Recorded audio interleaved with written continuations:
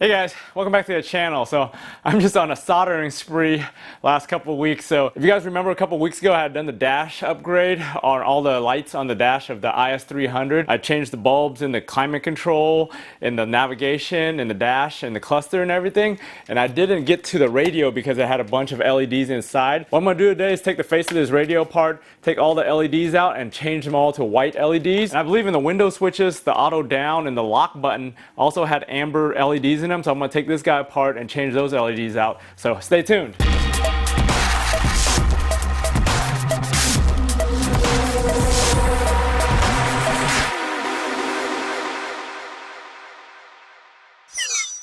Before we get started today, if you guys are new to the channel, I want to thank you for watching, and if you haven't subscribed already, go ahead and subscribe to the channel. I like to post all my DIY projects and anything I do around the house and to the cars. I try to post every single week or a couple times a week on all the different things I'm doing between these two cars behind me, my Sienna, and any other little projects I'm working on. So if you guys find this video useful, give it a thumbs up and consider subscribing to the channel. It really helps the channel out and it helps me out just staying motivated. Also, if you guys have video and project ideas for either of my cars that I haven't done yet, go ahead and leave a comment down and suggest some different things I can work on or get started on. I do have a bunch of projects planned. I always get caught up in these little projects that take me weeks to do, and I try to post everything I do so I keep you guys all informed so you can try this yourselves at home. But anyways, we'll get started in today's project. All right, so we got the radio out of the car. If you guys want to know how to take the radio out of the car, I've taken this out a couple of times on my videos. If you want to check out some of my other dash videos, you can check those out. Pretty easy. I mean, it's just 4 10mm once you take out the vent and everything. You gotta be careful taking out the top vent so you don't break it, but check out one of my other videos if you want to do that. To get to the radio board, it's pretty easy. There's 3 clips down here and 2 clips up top that let you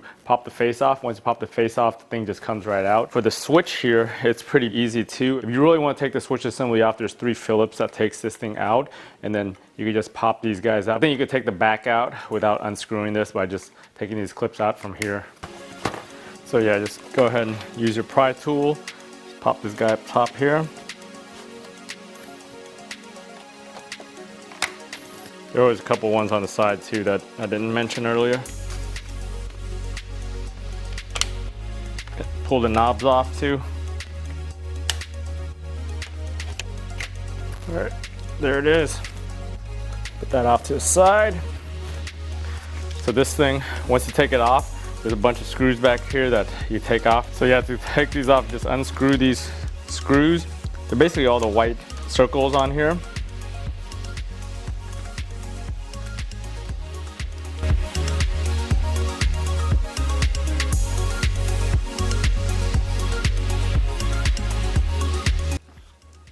Careful, all the switches and the buttons, they all tend to fall out. Just put them all back in the correct orientation. So we flip over here and then you'll see all the 1206 LEDs all around this thing. These come off pretty easily with the air solder. If you see me use that air solder before, you can see how quickly it comes apart. So we'll go ahead and do that once I take this other switch apart. So with this switch, like I said earlier, you could probably pop it off without taking it off of this body, but I'm just gonna go ahead and take it off the trim so that way I don't damage anything.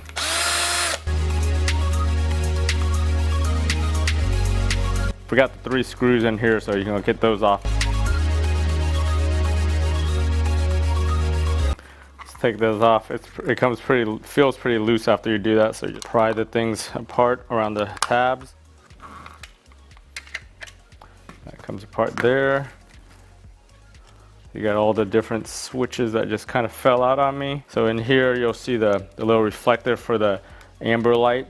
And on this board, there's the LED for the amber right here. I see 1, and then there's 1 right here. There's 2 LEDs on the board right here, 1 and 2. So we want to replace those 2 LEDs. All right, so we got the board right here. As you can see, there's about 31 amber LEDs all around this thing. Each of the knobs has 3 each. There's also 2 green ones for the load and the eject for the CD player. So I might change those to blue. I'm gonna do the knobs around here blue also, just to offset all the white a little bit. I suspect behind this LCD is also amber. I'm gonna have to take apart this LCD to look at it. To take apart the LCD, you gotta bend these little tabs all around here. There's a solder joint that you gotta desolder right here to get the cover off. Hopefully once you pull the cover off, you can pull the LCD off to access the LEDs. If you don't have any of these tools already, check out the links in the description for all these tools I've got. I've got them all on Amazon.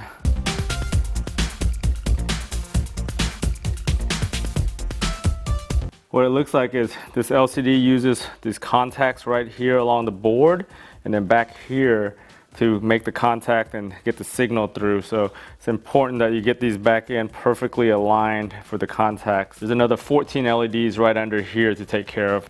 So get started with this, you gotta get your air solder. And like I said, if you guys don't already have an air solder at home, go ahead and check out the description. I just ordered this on Amazon a few months back. It was like 45 bucks. It's been a lifesaver for me for doing these projects. But all you do is kind of wave it around here. Don't hold it too long. You don't wanna burn your board, but you wanna just loosen it and it pops right off. It makes desoldering so satisfying. Just try not to keep it on there too long because you're gonna burn the board or burn your LEDs or burn something that you don't want to burn. You gotta just kind of wave it around and then get your tweezer in there. Just pull it right off.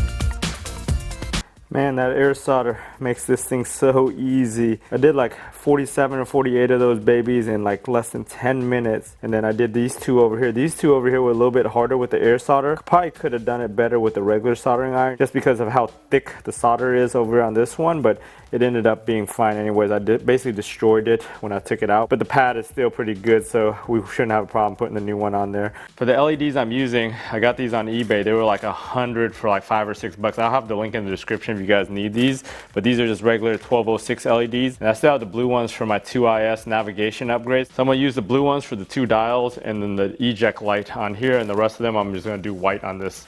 So as far as orientation goes on here, it's pretty straightforward. If you look at the LEDs, there's a little green on the front corner of it, and that's the cathode side, which is the negative. If you look on your board, you'll see a little indicator, which is like a line or an arrow that kind of goes out.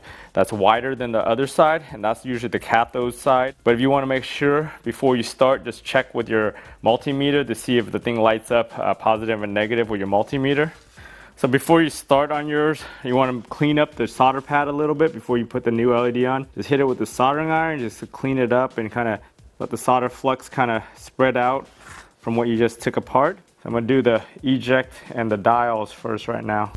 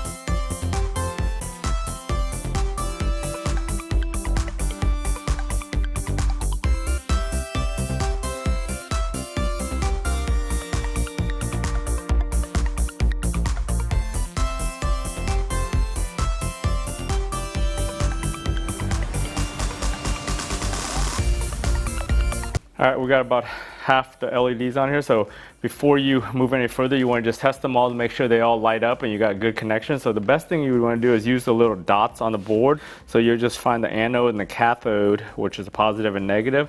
Just put it on there and see if it lights up. Using this method ensures that you have a good solder pad. You're not touching the actual LED itself, you're touching a trace. That way it confirms that your solder is good.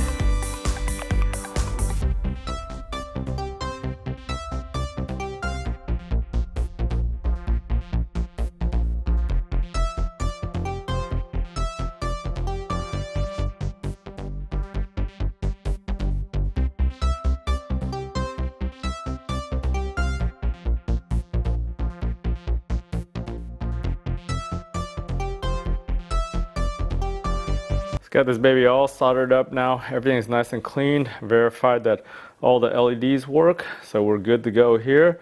So I'm gonna continue on getting these 2 LEDs for the switch, and we're finished here, and we get everything put back together and installed and see how this looks. All right, so we're getting back in here. Just clean up the little solder pad a little bit. keep in mind the direction. So the cathode on this, it looks like there's a K on the side of it that marks it as a cathode.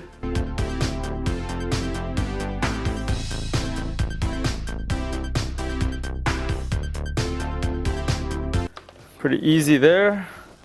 So I tested it in the car and everything lights up. So these two LEDs are fine. This is good. So we'll put everything back together now.